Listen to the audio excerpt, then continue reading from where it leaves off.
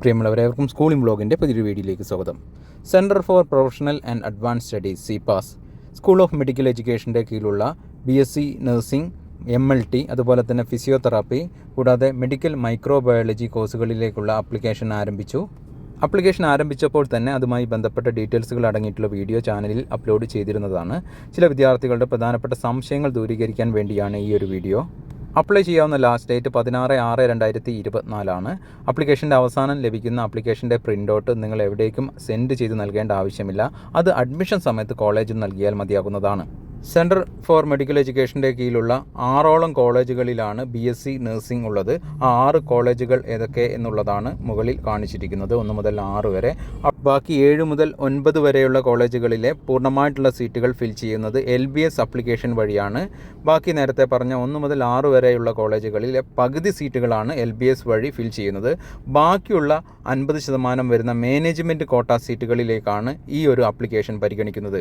CPAS വഴിയുള്ള ഈ ഒരു ആപ്ലിക്കേഷൻ വഴി വിദ്യാർത്ഥികൾക്ക് 150 BSc നഴ്സിംഗ് സീറ്റുകളിലേക്കാണ് അഡ്മിഷൻ ലഭിക്കുന്നത്. LBS വഴി അഡ്മിഷൻ ലഭിച്ചാൽ എത്ര തുകയാണോ നൽകേണ്ടത്, ഏകദേശം ആ ഒരു തുക തന്നെ നൽകിയാൽ മതി CPAS വഴി BSc നഴ്സിംഗിനും അതുപോലെ തന്നെ പാരാമെഡിക്കൽ കോഴ്സുകളിലേക്കും അഡ്മിഷൻ ലഭിക്കും. കൂടാതെ CPAS അഡ്മിഷനും LBS അലോട്ട്മെൻറ്റ് പോലെ തന്നെയാണ്. ഓരോ വിഭാഗങ്ങൾക്കും ഗവൺമെൻറ് പറഞ്ഞിരിക്കുന്ന അതേ റിസർവേഷൻ പരിഗണിച്ചാണ് സീറ്റുകൾ നൽകുന്നത്. കൂടാതെ അഡ്മിഷൻ ലഭിക്കുന്ന SC ST അതുപോലെ തന്നെ OEC വിഭാഗം വിദ്യാർത്ഥികൾക്ക് ആദ്യ വർഷം 10,100 രൂപ മാത്രമാണ് ഫീസ് നൽകേണ്ടത്. പിന്നീട് വരുന്ന 3 വർഷങ്ങളിൽ ഫീസൊന്നും നൽകേണ്ട ആവശ്യവുമില്ല. മറ്റു വിഭാഗങ്ങൾക്ക് അഡ്മിഷൻ ലഭിച്ചാൽ ഓരോ വർഷവും എത്ര തുകയാണ് ഫീസ് നൽകേണ്ടി വരിക എന്നുള്ളത് ഇവിടെ നൽകിയിട്ടുണ്ട്. ആദ്യ വർഷം 1,13,325 രൂപ, അടുത്ത വർഷം എത്രയാണ്, അതുപോലെ തന്നെ തൊട്ടടുത്ത വർഷം എത്രയാണ്, അങ്ങനെ 4 വർഷം എത്രയാണ് എന്നുള്ളത് ഇവിടെ നൽകിയിട്ടുണ്ട്. കൂടാതെ മാനേജ്മെൻറ്റ് കോട്ടയിൽ തന്നെ വരുന്ന NRI സീറ്റിലേക്ക്, NRI സ്റ്റാറ്റസ് ഉള്ളവർക്കാണ് അത് ലഭിക്കുക. അവർക്ക് എത്രയാണ് ഫീസ് നൽകേണ്ടത് എന്ന് അവസാന ഭാഗത്തെ കോളങ്ങളിൽ നൽകിയിട്ടുണ്ട്. അടുത്തതായി BSc നഴ്സിംഗ്. BSc nursing 4 കോളേജുകളിലാണുള്ളത്. ആകെ വരുന്ന സീറ്റ് 65 സീറ്റുകളാണ്. ഏതൊക്കെ കോളേജുകളാണ് എന്നുള്ളത് ഇവിടെ നൽകിയിട്ടുണ്ട്. ഇതിൽ വരുന്ന ബാക്കി സീറ്റുകൾ ഫിൽ ചെയ്യുന്നത് LBS അലോട്ട്മെൻറ്റ് വഴിയാണ്.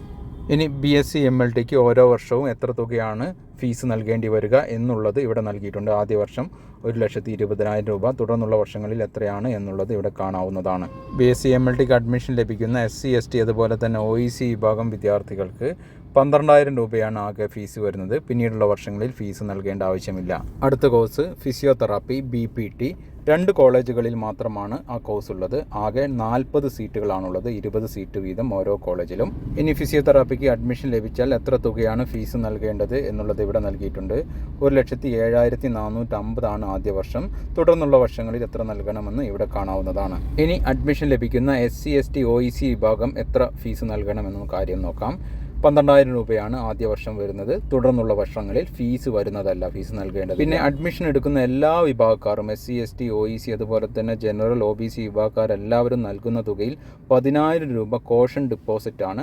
അത് കോഴ്സ് കഴിഞ്ഞാൽ നിങ്ങൾക്ക് തിരികെ ലഭിക്കുന്നു. ഇനി അടുത്ത കോഴ്സ് BSc മെഡിക്കൽ മൈക്രോബയോളജി. ഇതിലാകെ 45 സീറ്റുകളാണുള്ളത്. ആ 45 സീറ്റുകളും ഫിൽ ചെയ്യുന്നത് CPAS അലോട്ട്മെൻറ്റ് വഴിയാണ്.